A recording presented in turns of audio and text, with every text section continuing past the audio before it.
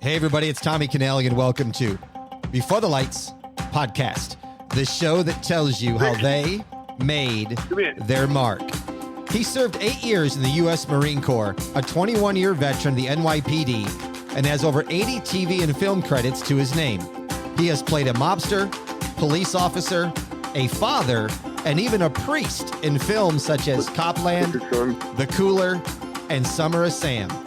His TV career consists of Billions as Bruno Caparello and Carlo Gervasi in The Sopranos. In 2008, he won the Outstanding Performance by an Ensemble in a Drama Series for The Sopranos. Please welcome to the show, Arthur Nascarella. Arthur, welcome to the show. Tommaso, hello, my boy. How the hell are you? I am well, my man. How are you? How's New York? I'm going to tell you something. It's beautiful. It really is. It's the weather is changing. You know, New York in the spring is always very nice. You know what I mean? The kids in the street, they get new bricks to throw at the cop cars. You know, there's a whole rejuvenation. It's wonderful. I love it. I'm out here in Vegas, so we're looking at some nice sunny skies as well. I want to start by saying this. Thank you for your service in the Marine Corps. I appreciate it. Yeah, it was nice. Yeah. I was, I wanted a short haircut for free, so I joined. It was nice. I had a good time. I needed to go to the Marine Corps, buddy. I really did. I was born and raised in East Harlem here in New York City. And at 17 years old, I graduated high school. I thought that I was number one on the planet. And I had to go to the Marine Corps to find out on a good day I was probably number 17 billion. And it served me well my whole life. It really did. So thank you. You're welcome. Believe me, it was a privilege to serve. Tell me about growing up in Spanish Harlem, like with the neighborhood guys and surviving East Harlem. Well, I mean, it's surviving East Harlem. It's like any other neighborhood. It's a tough neighborhood. It was a tough neighborhood. It's also called Spanish Harlem now. You know what I mean? It was called Spanish Harlem then too. I lived on 100th Street, 409 East 100th Street, between First and the East River Drive. I went to Catholic school at the St. Lucy's. That was dangerous. I still got knuckle marks. I still got ruler marks. You know what I mean? We just thought about the funny thing. I'm really good at math. All my life, I've been very, very good at math. I do a lot of math in my head and stuff. And I realized it was Sister Virginia 70 years ago that taught me math. And I wanted to kill her at the time, but if you think about it, what that lady taught me has lasted my entire life. Mm-hmm. Apparently, I must have polio when they were giving grammar lessons, but it all worked for me. But so I went to school I went to a Catholic school there, and it was a tough neighborhood. It was, but I mean, everybody had their friends and everybody had their own little groups. And I had a wonderful time. I never felt threatened. I never felt endangered in any way. I mean, I saw things and experienced things that most kids would. I mean, I saw a cop shoot a kid to death. A guy named Pepsi, he was a neighborhood kid. A cop fired one round at the guy, hit him in the back and killed him from a half a block away. And I mean, I was, 8, 9 years old, watched the guy writhing around on the ground, bleeding to death and ultimately dying. I mean, it was somewhat, I don't know, I wasn't particularly traumatized. I was more interested in, what's the stuff. But just as an addendum to that story, 20 years later, I went into the cops to guess who I meet my first day in the 23rd precinct. The same guy that shot the cop. Oh, wow. And I was able, as a cop, to express my feelings to him loudly and in his face. He was an old handbag by then, as we call him in the cops, from Staten Island. And I told him what a scumbag he was to shoot that guy. But that's a whole other story. I'm going off on a tangent already. From the NYPD, you did work some undercover, and you were dealing with some, buying drugs. And then from the NYPD, you go to the silver screen. You didn't start acting till you were in your 40s. And in one of your first roles, you play an FBI director. Did you draw from your days as an NYPD and being undercover when you're acting? Well, look, Tommy, I'm going to be very honest with you. Look, as long as you brought that up, it's not a thing that I talk about a lot. I joined the police department in Feb 9, 68. April 4th of 68, Martin Luther King got killed. We went right into the street with about 6 weeks of experience in the academy. And I was all right with that, because most of the guys were okay with it. But we were all back from the service, and, everybody was kind of, the born and raised in the city kind of guys and all of that, I only spent 3 years in uniform. I went for a year. Yeah, I went about 3.5 years in uniform. I went to the 105th precinct right when Martin Luther King was assassinated, and then ultimately, at the culmination of my time in the academy, I went to the 2-3 up in Spanish Harlem. It happened to be my resident precinct that I grew up in, which was a whole other blast of a thing because I knew every bad guy in the neighborhood. I knew all the good guys. I knew all the bad guys. I knew all the up and comers. I knew what was more importantly, I knew all the alleyways. I could go down and they were asking questions about me in the street, as was told to me by other friends there. They were interested in how in the hell did I know how to go from 100th Street and the East River Drive to 103rd and Lexington Avenue without ever touching the streets. And they would say, that's Arthur from 409. Remember Arthur, he was in the Marine? Oh, yeah, that's him. He's a cop now. And I had my own block. They gave me my own block as my foot post. And one of the first days, maybe the first day I was there, the neighborhood bookmaker, a guy named Valentino Mazziotti, big bookmaker. He went to high school with my mother. And he knows me all my life. I mean, I grew up there, you know what I mean? He knew it. Oh my God, I'm so excited. I'm so happy for you. God bless you. Congratulations. And while he's talking, he takes out a $50 bill and he goes to put it in my pocket. It was 1968. And the Valentino, what are you nuts? You're going to give me, I got 2 days on the job. You're going to be thrown. I'm going to wind up in the tombs already. Get out of here. I had to chase him away from me. But I only spent 3 years in a bag, as uniform is referred to in the police department. The NAP commission came up in 1970. They locked their head right off all the high narcotics units were somehow involved. They had a shadow cast upon them there was certain corruption, certain corrupt guys and units, and it opened a lot of spots for guys like myself that were trying to go to the narcotics division. When I was in 23rd.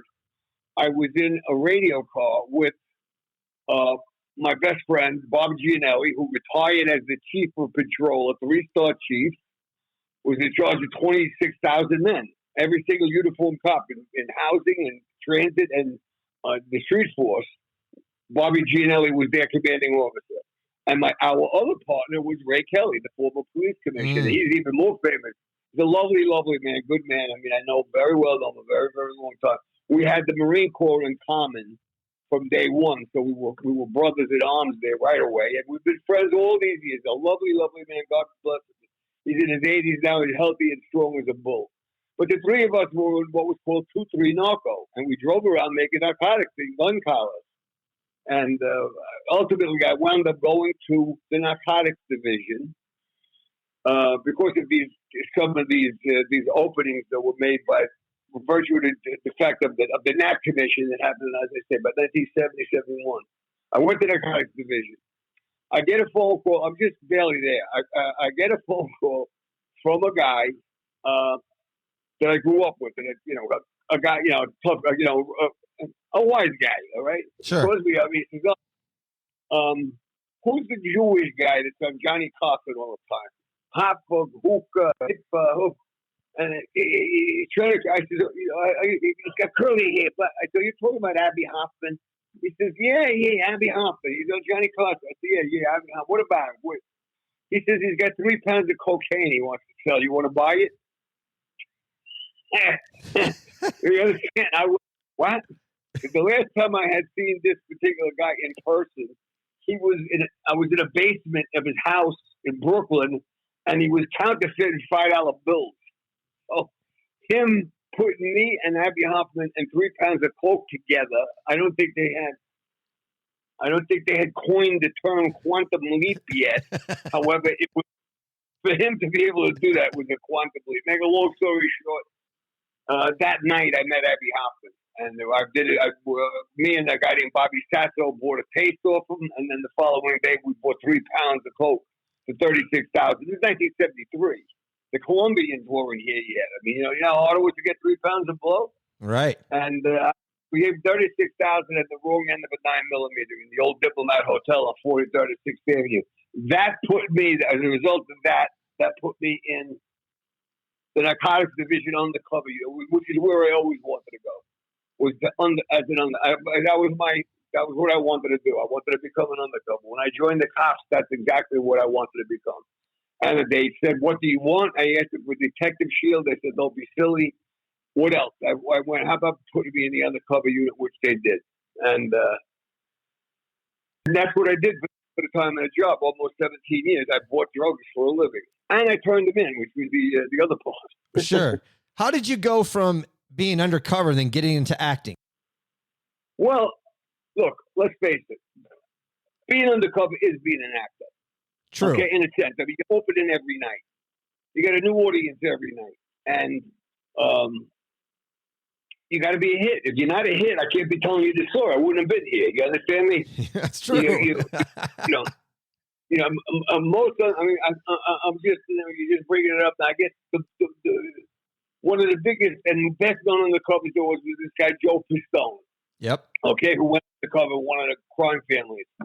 Joe Pistone, and that's just an example. He did great work. He did wonderful work. But what he did is he only bullshitted one group of guys. He was in one family.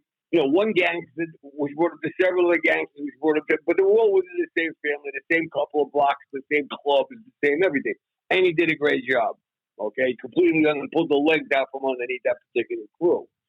As a narcotics undercover, you have probably a half a dozen buy operations going on simultaneously. It's 5 boroughs. You work independent of everyone. You make your own appointments with the teams that are developing cases, that have informants that want to bring an undercover out into the street with them to make drug buys. And so at any given time, I had 4, 5, 6 cases going on.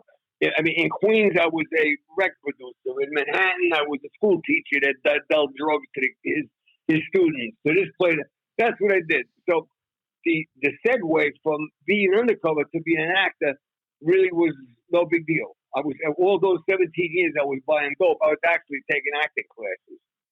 So you understand the segue there was not a big deal. Yep, I get it. That makes perfect sense, especially with the background that you had. And in your acting, you've had this plethora of roles, from playing a coach in He Got Game to Mario and Summer of Sam, and then Tommy Lasorda in Bronx is Burning, which was a series that was a look into the 1977 World Series, and Reggie Jackson, and the son of Sam, who was David Berkowitz, who killed 8 in New York City in 1976.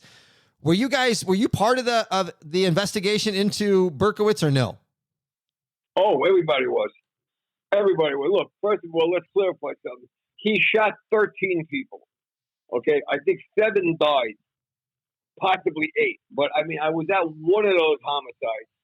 It was a young woman. But look, David Berkowitz was, the whole job was trying to find, the whole city was trying to find David Berkowitz. You understand? This is when the Bronx is burning. The Yankees are in the stadium. The camera pans up, and there's the Bronx on fire. Sam is out there shooting people. He shot 13 people with a 44 caliber bulldog. I mean, the fact that he didn't kill all 13, believe me when I tell you, it's a miracle. I mean, honest to God, that round is as big as a lumberjack's thumb. You understand? He was putting 4 or 5 in the car at close range. But yeah, every single person in a job worked in some way, shape, or form. There were guys like myself. I had gone to, doing with all the other stuff that I was doing. I went to college for 9 years at night. I got an undergraduate degree in behavioral science, and then I got a graduate degree in human relations. They called all guys with master's degrees or college degrees, master's degrees also, in to this, just for guys that think out of the box. You know what I'm saying to you? And we jammed. We were all working together, trying to get. The office that I walked out of in the 111 in the 111 precinct is where the Son of Sam Task Force was located. Joe Borelli was the boss there. Wonderful man, wonderful, wonderful man. I had done other cases for him. There was a homicide of a cop named Timothy Hurley that they needed a narcotics undercover to go into a bar, make some buys, and try to turn some information. I worked for him previously. Everybody was working on Sam, baby. Everybody. And look, while we got lucky in that Sam parked the car the wrong way, guys wrote tickets, and what happened? And they made the collar. They made the collar right after we shot Stacey Moskowitz over in Brooklyn. Robin Violante and Stacy Moskowitz. That homicide, that was, the poor kid she was lying on the ground. She was shot in the head with a 44, you understand? But she kept saying her phone number over and over and over again. And we thought she was trying to tell us something. And this was her girlfriend's phone number. She passed away, that poor baby. But we know that Sam got snapped up the next day. But look, what we learned there, what I learned there anyway, what I took away from that was that there's no figure in a crazy head, man. You know, when guys are psycho, they see things and understand and react to things differently than we do. That, you know, people that are not psycho. Right. Sam was taking his orders from a black Labrador Retriever. That was his boss. Now, fucking Dick Tracy couldn't figure that one out, man. You understand? Sherlock Holmes would have went, I'm going back up to my house and doing some more blow. You understand what I'm trying to say to you? The guy is a fucking postal worker and he's taking orders from a Labrador Retriever that saying kill, saying kill. You know, so that's what I took away from that. Thank God we were able to capture the guy. And then, you know, some of the boys, Bobby Gardella was a sergeant on that collar up in Yonkers with Berkowitz. But Berkowitz was on his way to, you know, I know a lot of thugs are close to the kid. Berkowitz was on his way to a place in Long Island. I'm trying to think. It was in the Hamptons. I'm trying to think of the day. Marrakesh. Marrakesh was a disco back then. It was a big time place, hot place out of the island in the Hamptons. And Berkowitz was on his way. He was going, not that night necessarily, but his plan was to go to Marrakesh with a machine gun and kill as many people as he could until the guy was a mass shooter. He was a serial murderer, but he was trying to graduate to become a mass killer. You understand? But the cops intercepted him before that was able to, you know, come about. But anyway, that's my David Berkowitz. Yes, that did work on David Berkowitz. Tell me about playing Nicky Fingers Bonato in The Cooler that also starred Maria Bello, Paul Sorvino, Alec Baldwin, and Joey Fatone. Yeah, Joey Fatone, good kid. Baldwin got nominated for the Academy Award there. Yeah. And I realized, well, look, this has happened to me before and since. This is just one aside. I don't know Alec Baldwin. I mean, the guy, you know, we shot that movie in Reno in the Flamingo Casino, which was shut. You know, it was closed down. What they did is, you know, they let us plug the place back into the wall. And, you know, we stayed in the hotel. There was no services. There was no nothing. Barely the elevator worked. But we stayed in that hotel, and what they did is they plugged it in. They brought in 50 or 100 extras, and we made it look like it was a joint, you know. Mm-hmm. But Baldwin, he wanted to hang around me all the time. Arthur, let's go here. Arthur, let's go there. Let's go there. Next thing you know, what I realized is he's picking up on my syntax. You see how I talk? That's what he wanted to do that. He didn't like me. He liked how I spoke. So if you watch The Cooler, you will see him speak exactly like me. He calls the city an old whore. You think Alec Baldwin will call something an old whore and when it's bullshit? But anyway, that's what he was doing. We had a very good time with that. He was nominated for Academy Award. Personally, I really think that Maria Bello should have been nominated for Academy Award because she was unbelievably great in that movie. I love her. She's a fantastic actress. I love her. She had a little 6-year-old son with her. I mean, she's just a lovely lady. Believe me when I say it. But what an actress. Mamma mia. And Bill Macy was lovely to work with. Ronnie Livingston, lovely guy. We don't just look, can I tell you something? This is one of these things where people ask me, did you know someone was cooking? You know, and I go, I don't give you no bullshit. It's a gig. Let me tell you. We knew something was happening when we were doing that. That movie, we were going, this is good. This is good. We knew it. And when it broke huge, man. I mean, Baldwin, this was a little independent movie. You know, Baldwin gets nominated for the Academy Award. The picture goes through the ceiling. I mean, I made a lot of money that movie. The director was a lovely guy. I'm trying to think of his name. Wayne Kramer was the director. Very nice man. His wife's a beautiful lady also. She asked me to be in his next movie, which was Running Scared, which we shot with Paul Walker in Prague.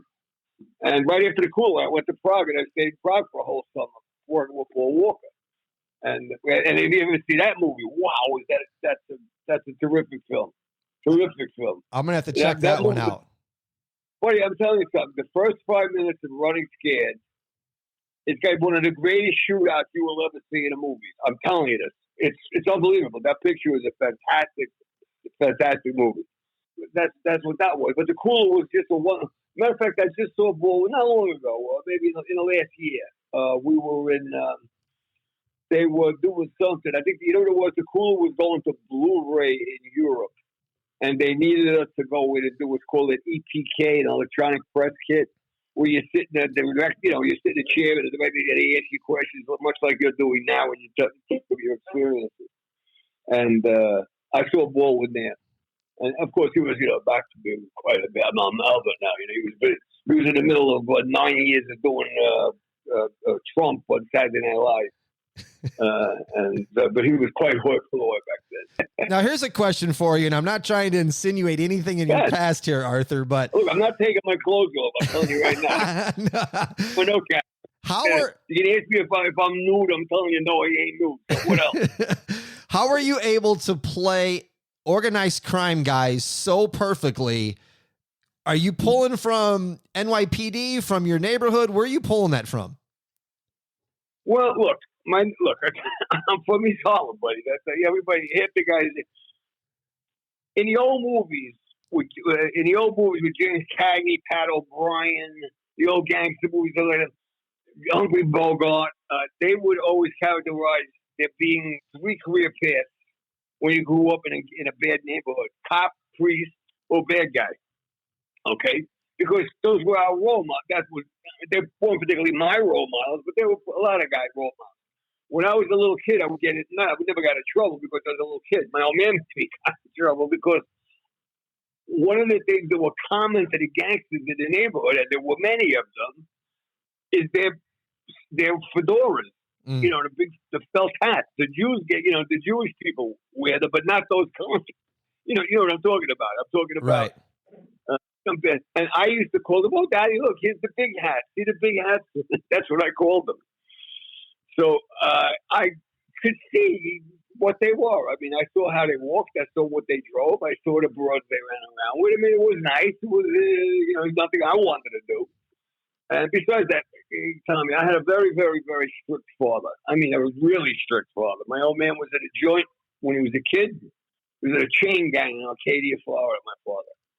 And I didn't see him until I was a few years old. But, all of that's water under the bridge. When he came back, believe me, he was the nicest, wonderfulest father you could ever have.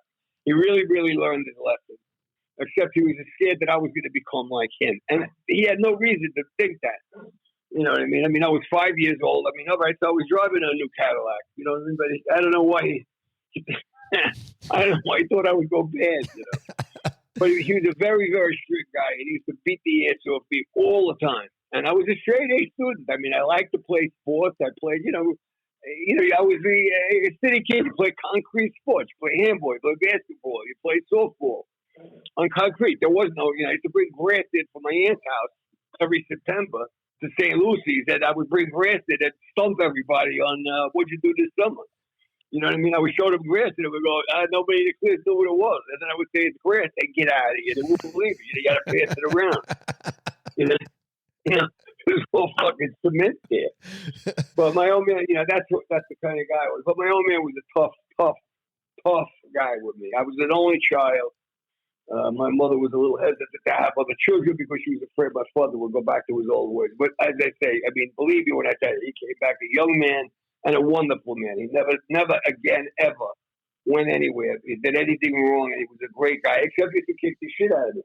So I joined the Marine. When I got out of high school, I joined the Marine Corps June 20th of 62. And I graduated high school June 27th of 62, a week later. And July 25th of 62, I was on Paris Island. You know what I mean? I got out of there. But after my old man would beat my ass since I'm a little kid, I got to Paris Island. I thought it was like the Paris Island comedy show. The drill instructors were tough. Forget about it. They were tough. I thought they were hysterical. I was getting my ass kicked for laughing. You understand? They put me, the guy, my senior drill instructor was Gunny Doyle. and my junior, one of the juniors was O.P. Kinky. Oh God, he was beautiful. What a Marine! Let me tell you, he was about 6'3", about 180 pounds of nose and hat and medals. Man, you understand? What a customer! They put me in I called my senior drill instructor a fucking scumbag. They put me in a dipsy dumpster and made the rest of the platoon walk around with rocks, banging dipsy dumpster, so I would go crazy in a metal dumpster. I'm serious. I loved it. Really, man. I had such a good time with Power Salad. I really did it. But I'm telling you, I was 17 years old. I was an athlete. I mean, you want to pull ups, I'll do pull. You want to jump, I'll jump. Let's run. About run. We'll run to Louisiana. What do I care? You know. But like that, you know. How did you hear about the part for The Sopranos? How did all that happen where you got casted and hear about that? Well, look, you're going to understand, most of the guys in The Sopranos, not most of the guys, but a lot of the guys, and many of the principals had never been in anything. Johnny Sack had never been in anything. A lot of the guys had never been in anything, really, to speak of. I had been in probably 20 movies already. You know, some of them independents, but a couple of big ones. I had been in Copland. I mean, I worked with Stallone, De Niro, Keitel, and they called it Wopland and Nascarella. You know, and I mean, I had done about 20 movies already. But look, it went out that there was a show, being kids, called The Sopranos, and I didn't take it very seriously because, quite honestly, I thought you had to sing, and I don't sing. I'm not a singer. I'm going to get part of The Sopranos. So anyway, I wound up, I don't know, I guess at an age or somebody got me down in front of David Chase, and I was not off book. David told me this later, years later. I hadn't learned the lines yet. I just wasn't taking it seriously because, look, this whole acting thing, we'll get to this, I suppose, if you ask me the right question, came to me so simply and so easily that I really never took it too seriously. I think that's probably why I did as well as I did and have been doing. But anyway, I got in front of Chase, and I was not off book. I auditioned for the part of Big Pussy.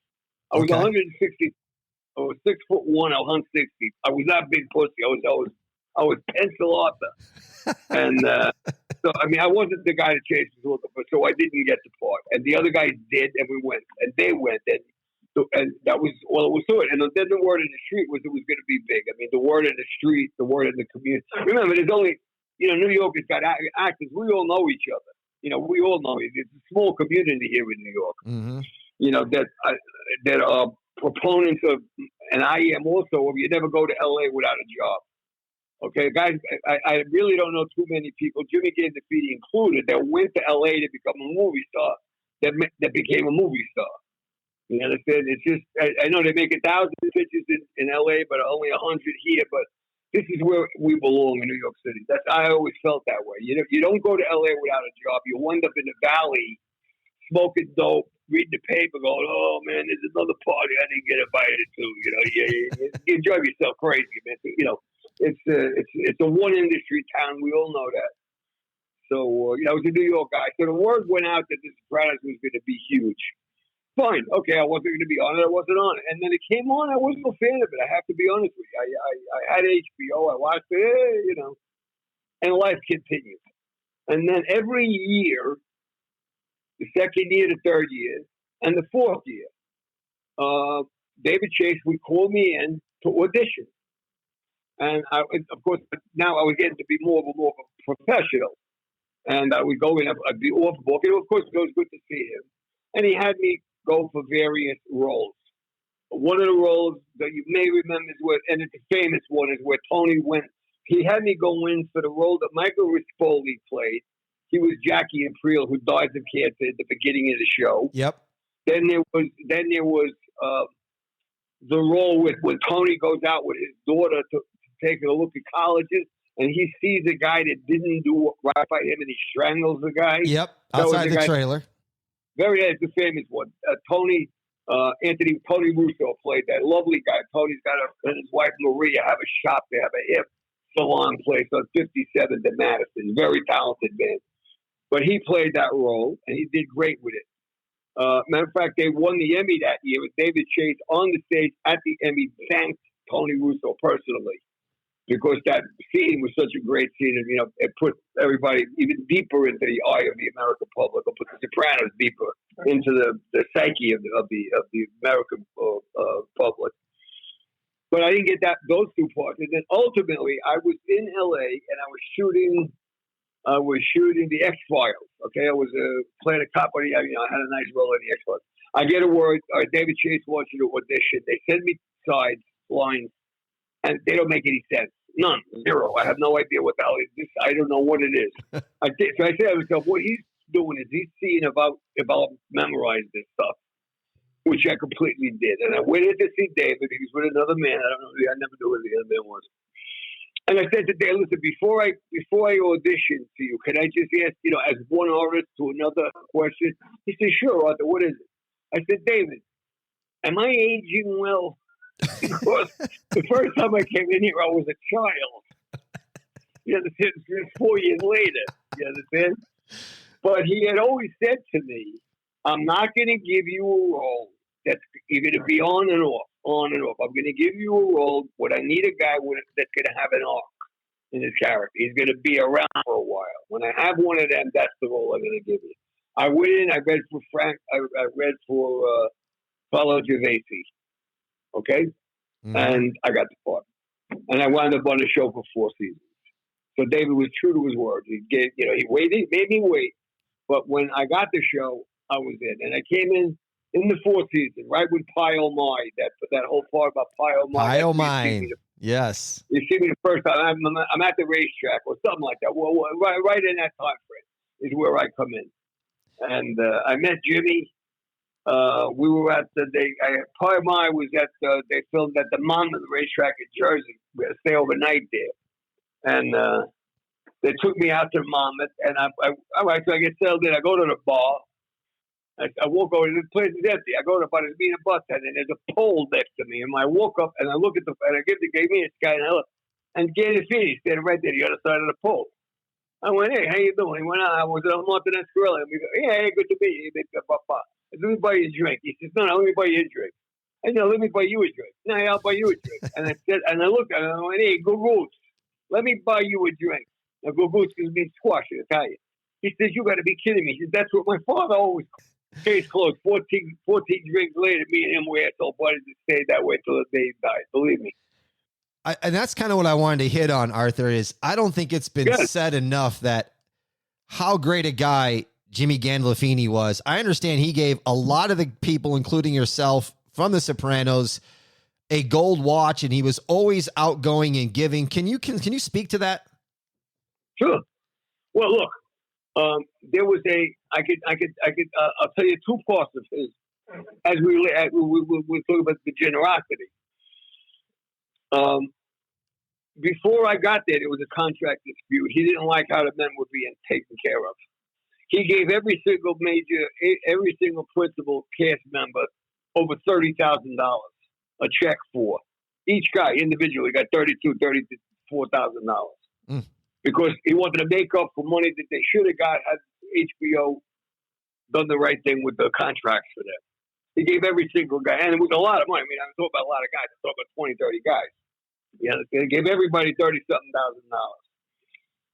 Then I got there. At the end of the show, he gave, I don't really know how many. I mean, I think he gave out 40 watches, and a dozen of them were 18-karat gold. I got one of the gold ones. And it's inscribed from him, and it's a good watch. I mean, it's a very good brand name 18-karat gold watch. And it's great, signed by him. Rest in peace, Sopranos of the Years, and Jimmy Gandolfini. And so I have that watch inside. Someday that's going to be worth a ton of money. My son has got his eyeball on it, but it's too soon. My great grandson, Noah Nascarella. My great grandson. My son has a son Michael, who has a son Noah. Noah's going to get that watch, and that'll be 50, 75 years from now. That watch will be worth a couple of pesos. Yes, it will. That's what. But Jimmy Gandolfini was legendary in his kindness, his gentleness, his sweetness. I was getting absolute minimal salary for 4 years. Okay. And then, but I worked all the time. so nobody ever complained. I'm an actor. I'm still making very, very, very good money. Believe me when I tell you. But I was probably the lowest guy at scale there. Gandolfini found out what it was going to be. Now, you remember the 9 extra episodes. It ended at season 6, and then there were 9 more episodes that they threw in for the fans. Right. And I was going to get all 9 of those. And he didn't like my salary. He went in and negotiated my salary for me and tripled my salary. When he came out the door, he had tripled the existing salary that I had been being paid for the last 4 years. So, needless to say, Google had to get another cocktail immediately. What was it like for you guys filming that last episode, knowing that was the end of it? Was it? Well, it was strange. It was strange. Look, you're going to remember this. Nobody knew how it ended. Right. Okay, we were completely in the dark about that. I'll tell you that story in a minute. Shooting the last episode was great. David Chase wrote and directed the first and wrote and directed the last episode. Okay, so you're working for the boss there, baby. You know what I mean? We're not playing. And it was fun. It was great. It was wonderful. And it was sad as shit because everybody's going to not see each other. It's a hard thing. You learn it as an actor in New York. I learned it early on when I would do a play. I did a couple of plays. I even produced a play once, Reservoir Dogs. We did 40 shows. And it cost me $40,000, and I got and what do you call it? Tarantino had to give us a green light to do it. And I ran into Tarantino at a wedding, Bobby Weinstein's wedding, and I asked him if we could do it, and he said you could put it up, but you can't charge. You can only ask for donations. Okay. And we put it up at a movie, what the hell is the name of it? The Hurricane Theater, something like that, 28th Street, 7th Avenue. We did 40 shows. Me and about 8, 10 young men. And it cost $40 to put it up. And just by taking donations, we made $40,000 back, believe it or not. We broke even with that day. But I'm sorry, to get back to my point. What you learn about what you learn, and this is really a strange thing in show business. I'm not kidding you. For instance, look, it just happened. Okay, it happened Sunday night. Didn't you have the Phantom of the Opera after 13,500 shows closed? What you do as an actor, you see how unbelievable the audience is going crazy and they're enjoying it, and it's this and night after night after night, and the applause and the laughter and the lights and the beep, pop, pop. And then it's gone. It ends. You understand? It's like a smoke ring in an air-conditioned room. It just fucking disappears, man. And you go, wait a minute. I mean, there's paintings that masters have done that are on the walls in the Louvre. There's still Mona Lisa is still smiling at me. She's made out of wood. She's 5,000 years old, but she's still there. You understand? You create something, and then it's gone. You know what? I remember sitting in the audience. I mean, in the seats, looking at the stage where I had done that play, and the gunshots and the blood and the people screaming. Oh boy, we had to go. And then it was dead quiet. And I had my costume in my hand. I was just sitting there for about a half an hour, just looking at the stage, doing that play, doing the experiences over in my head. It happened to be my wife's birthday one night after the show. The whole cast took her out and sang a happy birthday in a bar. The whole joint was singing. And she looked at everybody and she went, do it again. And they fucking did it again. My wife is a riot. I love my wife. You understand? But I mean, so when it ended, look, the last episode, we're in Florida, the whole cast. Okay, we're down in, it's called the Guitar Hotel now, with Hard Rock in Hollywood. We're still there. I mean, it's a big casino. I just lost, no, I didn't. Actually, I got them for $26,000 there over the summer. We were in that place in Hollywood, Florida. The Indians, we take pictures with the Indians, all of this stuff. And then we did a show for about 1,000 people. Meet, greet, photographs, blah, blah, blah, blah, blah. We worked all day. Phoebe Shariffa emceed. It was hysterical. And then they sequestered us. And we're all in a room and we're watching the show. Me and Michael, Michael Furio is a particularly good friend of mine. Johnny V, Stevie, we're all thinking, we're watching it. And it goes dead. And we all went, what the fuck? What was that? We had no idea what happened. We went, what are you, crazy? That's David. You understand how? I mean, if you think about it from an artist, what does an artist want you to do, buddy? What does an artist want you to do? He wants you to remember his work, and he would love for you to talk about it. That was in 2007, and I'm talking to you on this gizmo right now, and we're still talking about the ending of that show. And people are pissed. I mean, people have some. Everybody has the recollection of it, but I mean, some people get very emotionally. Don't tell me that was the stupidest fucking thing. Some people, oh my God, it was so Goya of him. It's like the whole spectrum of possibilities. Yep. But we were all together, right? What? What the fuck? Here's something I heard you talk about before that I think is really crazy. You spent 8 years as a Marine, 21 with the NYPD, and couldn't get anybody to buy you a drink. You cut a man's head off on TV, and now everybody wants to buy you a damn drink. Yeah. Well, look, but that's the Sopranos. You understand? They come back to the Marines. What are you, a baby killer? You go to cop, hey, you fucking pig. You understand? I cut Tony Cucci. We said me and stabbed Fat Dom to death. Tony Cucci, beautiful guy, big monster guy. Just talked to him for the holiday. Lovely guy. And without him, we could have never done that scene, that whole thing where we killed Fat Dom. I mean, we shot that for 3 days, right up to Christmas. We stopped shooting that. We finished that scene on Christmas Eve. But if it wasn't for Tony Cucci, we could have never done it. I mean, the kid we had was cool. Remember, he had Stevie Van Zandt on his back. And, Stevie's tag is Little Stevie. I got news for you. He ain't so fucking little. You understand? I mean, he was on Cucci's back for 3 days. And then I cut his head off. And every time I walk in the joint, hey, give him a drink, cut the guy's head off. What a fucking guy. Yeah, cut it. Oh, what a guy. I said, cut the guy's head off, kicked him down the door. You want to buy me a Johnny Walker box based on that? What the fuck? I gotta go to a better place. Moving forward to 2023, Carlo Gambino, Godfather of Harlem, featuring Forrest Whittaker, a TV prequel to the film American Gangster. Talk to me about this project. Well, look, they're very generous. First of all, it's a very well-received show. I mean, what we do, the third season we just finished, and it just aired. It just finished airing, and they're talking about doing a fourth. We hear, there's words all over there. We're hoping it comes back. And again, I didn't even know if I'll be back on it. I didn't get killed, obviously, but and I do 7 episodes of that. We're just hoping it comes back. It's about a fourth season, possibly a fifth and a sixth. There's even that band right there. Who knows? In shooting it, we shoot it in an Italian restaurant that I frequent. I mean, it's one of my favorite places over in Brooklyn. And I work with the same group of guys, and we have a nice time together. We get along okay. We get along fine. They're very generous. The show itself is completely fiction as it relates to the wise guys, to the Italians. And it's pretty close to the truth as it relates. If you think about the show is divided in like 2 parts.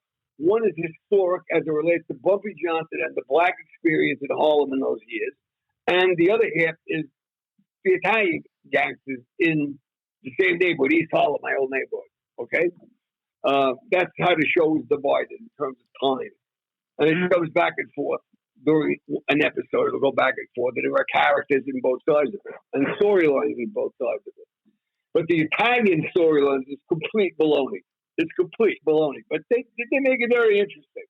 And what do I care? I mean, you want me to, Carlo, I don't think Carlo Gambino was ever on 116th Street in his life. I mean, just certainly the Chin never went high. I mean, the Chin was a village guy. His whole crew was from the village. They never went higher than 14th Street, but in the city. But that's how that is. So if you have to suspend the reality for my side of it and just play the role, and it's very well written. The dialogue is great. I mean, it's really great. It works. The interactions between, and remember, you got Forrest Whittaker, you got Vincent D'Onofrio. I mean, you think of those two guys as actors over the years. I mean, they're just, it's such a, look, kid, I've worked with everybody, believe me when I tell you, from De Niro to, fucking Clara Bell and everybody in between. Those two actors, I mean, they're wonderful, out of the box. guys. And, you got to really prepare for them. You got to know what you're going to do. You got to, I rehearsed myself. In the 6th episode this year, I had a whole thing with just me and Forrest Whittaker. And if you remember him from Ghost Dog and Idi Amin, we won the Academy Award, and Vinny D'Onofrio, who, if I may say for the listeners, I didn't know this. Vinny D'Onofrio was like 7 feet tall.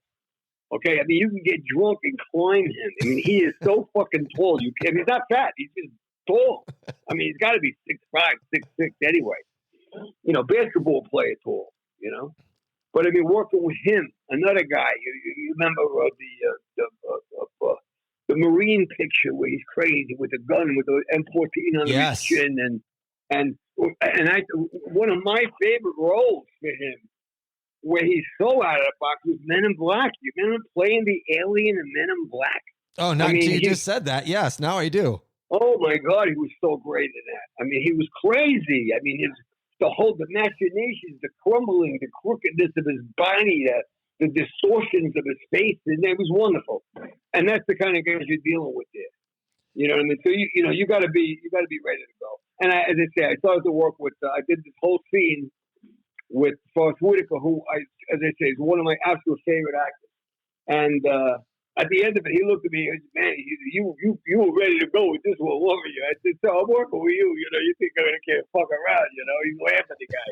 I said, "It was really a pleasure to work with you, but I mean, no, I was ready to go. And if you see, you'll understand. We did a lot of good stuff. A lot of work in there, and it came out very well. But that's a fun one to work on. But again, even if it gets renewed, you don't know. I think I may be the second or the third group of gangsters. I know the first 2 seasons, I think Palmatieri was in there. The other guy who passed away, Paul Savino. They had other gangsters. And then all of a sudden, those gangsters were there, and I was there. Mm-hmm. So the show may come back, but I may not. I don't know. I can't tell you. I can't. But I had another thing. I had a very nice shot. This is a funny story. This is crazy. This is show business. I got called up by my agent, and they asked me if I speak Italian. They were looking for an Italian-speaking guy for a show with Bryan Cranston on Showtime called Your Honor. And do you speak Italian? I don't speak Italian, but I know that the jabronis in California who will see my tape don't speak Italian either. Okay? Yep. I see you. Italian? Yeah, don't worry about it. I got you covered. I go on tape in New York. The line is, there's several lines, but the first line is, who is this guy? Who is this guy? Who does he think he is? Who is this guy? Who does he think he is? And that's what I was supposed to say in Italian. I looked at the camera and I go, Bafangul, and some other words, which means essentially go F yourself, and I got to say, Bafangul, which means F you, and I got to take a shit. That's what it means. They go, oh my God, this guy's perfect.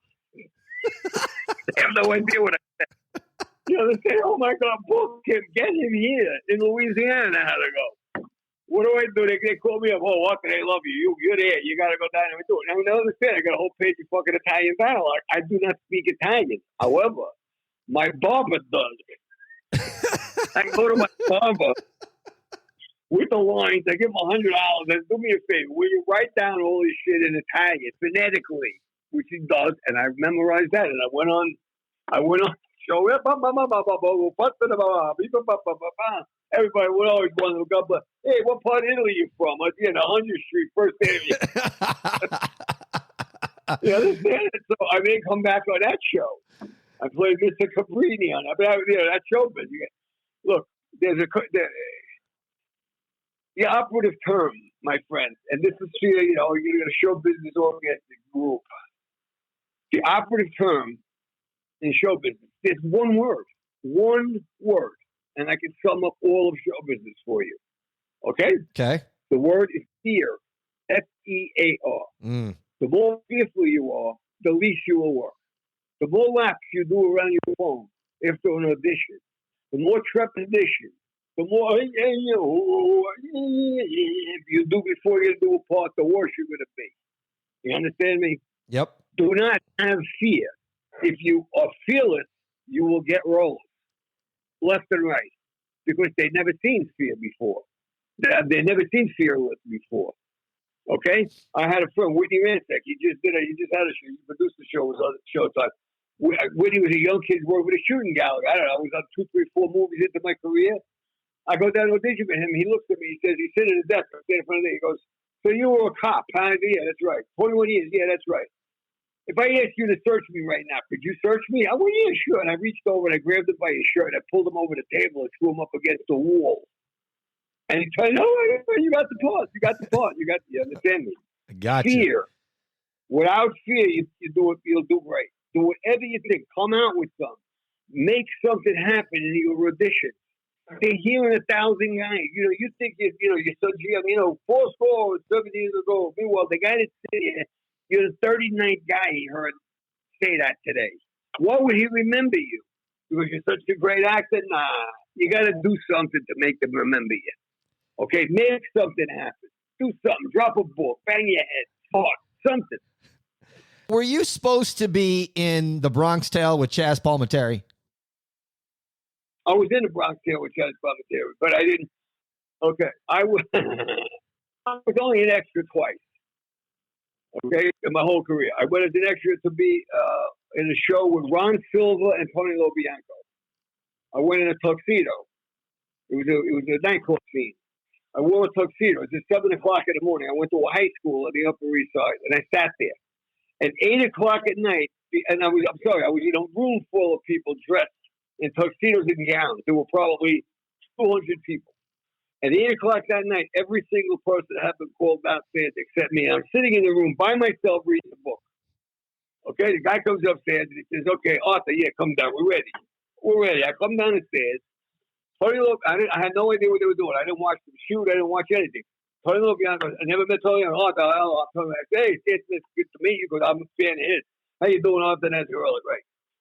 He's standing at a bar, big staircase, full of people. They're all, waiting. This is what's going to happen. He says to me, look, I'm going to walk down the staircase with Ron Silva. When I get down to the bottom, I want you to greet me and talk to me like we're old friends. Can you do that away? Wait, crazy? Of course I can. Good.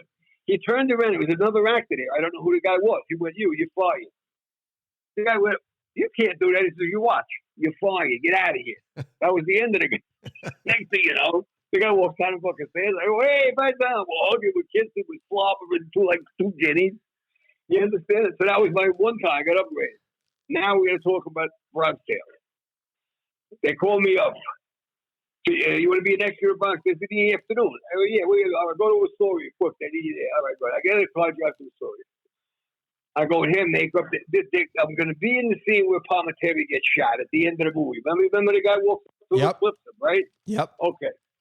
I go there. I go to hair with makeup. They give me a 70s suit, a nice haircut from the 70s, whatever. I go in.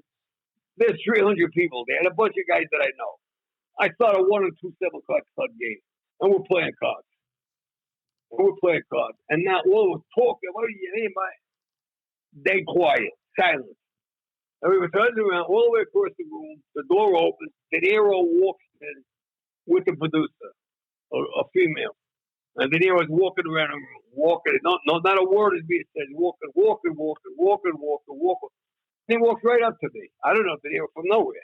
He says to me, have you been in anything? I said, no, sir, I just got here. You didn't shoot nothing. That's what I just said. I just got here. I got here an hour ago. He says to the woman, that's your bartender. And he walks away. Arthur, come with me, please. Come on. Sure. I jump up and I go with her. What had happened is the bartender that was in the club, in Chaz's, or whatever the hell his name was, bar, in real life had a heart attack. Okay? Oh, wow. I'm walking back I got to go back because I got to put his costume on. And I see they're loading the guy in an ambulance. I mean, he's gone. They take him away in an ambulance. And now they make me the bartender. I went, gee whiz, I feel terrible for the guy, but this ain't bad, right? I go in a bar, and I'm there. Now, they're dancing around. I'm the bartender. Chaz is going to walk over to me. We're going to have a brief conversation, add a little something. And the kid is going to come up behind him, boom, and shoot him. When he shoots him, I drop the bottle. I'm got a bottle of Dom Perignon in my hand. I run down the bar. I flip open the bar flap. You know, that big piece of wood that's at the end of the bar. Yep. There's a guy named Jojo the Whaler, real life, from Staten Island. There's a real person. Jojo the Whaler sits at the end of the bar. It's about a half a mile around Jojo the Whaler. They used to have fucking bike races around his ankle. I got to flip the thing over, run around Jojo the Whaler, run all the way up the bar and start fighting with the kid that shot him. Grab a hold of the kid and start fighting with him. And then everybody's going to fight, all right? Like that. Okay, good. Oh, I know. Can you do that? Where I'm from? Okay. Palminteri, come here, man. Mr. Palminteri, next to me. Okay, good. All right, go. Action. Go on, pour the drink. Bang, get shot. Drop the bottle on that thing. One of my Jojo the Whaler, going back up the bar, start fighting with the kid. No, good. Let's do it again. Okay, go back. All right. Hey, Mr. Palminteri, how you go? Bang. Drop the thing. Run up. Up on Jojo the Whaler. Buddy, it's 4 o'clock in the morning. We did 143 takes. Holy shit. Listen to me. Me and Palminteri, I did 5 movies with Palminteri since then. I mean, we became fucking like brothers. Okay? 143 takes. I said to Palminteri, I'm going to tell you something. One, I know why the other guy had a heart attack. You understand? Thank God I was a marathon runner at the time. I said, thank God I know that. And secondly, if I had been running straight, I'd be in fucking Philadelphia right now. I must have run 160 miles. You understand? He's laughing at, what are you fucking serious? And after all of that, De Niro never got what he wanted. And he used a scene that they had shot in the morning when the original bartender was still there. And that's my, and wait a minute, I'm going to just give you a PS to the story and then we're off the air. Got you. PS. In them days, I don't think that was, I didn't say again, I don't know what the hell, I don't remember. But anyway, the pay was $40. And I didn't give a shit. Or from 1 in the morning to 5 in the morning. I got in a car and I'm driving home. I'm on the 59th Street Bridge going into the city. The sun is coming up. I'm happy as a pig as shit. De Niro directed that, remember. I mean, I'm talking to him. I was unbelievable. I said, you son of a bitch. In the card game, I was up $70. I had a 50 and a 20, and I left it in the pants of the costume. I went, yeah, I made $40 for the whole thing. But you know what I said? You know what? God is good to me. I said, don't worry about it. What are you going to $70? We're going to go to fucking Europe on a vacation. I said, you know what? The next tour actor that comes in there, breaks his balls, and puts their pants on is going to be up. Instead of $40 for the day, he's going to have $70 in his pocket. I went home and slept like a baby. Arthur, you are the best, man. Thanks so much for coming on the show and telling some stories, man. You're the best. Good luck, Tom. The best. You call me anytime you need, my friend. Bless you. I definitely will. Folks, I want you to go to the show notes and click on some links I'm going to leave so you can see some of Arthur's work and also a link to a podcast docuseries I did in support of Native American rights and the harsh and unfair treatment of the indigenous community. I did it with filmmaker Antonino D'Ambrosio. It's entitled A Heartbeat in a Guitar, Johnny Cash, and the Making of Bitter Tears. Okay, everybody, I got something for you. I love being in the sun. I love being outside in the summertime. I do not mind the heat. But you also have to take care of your skin.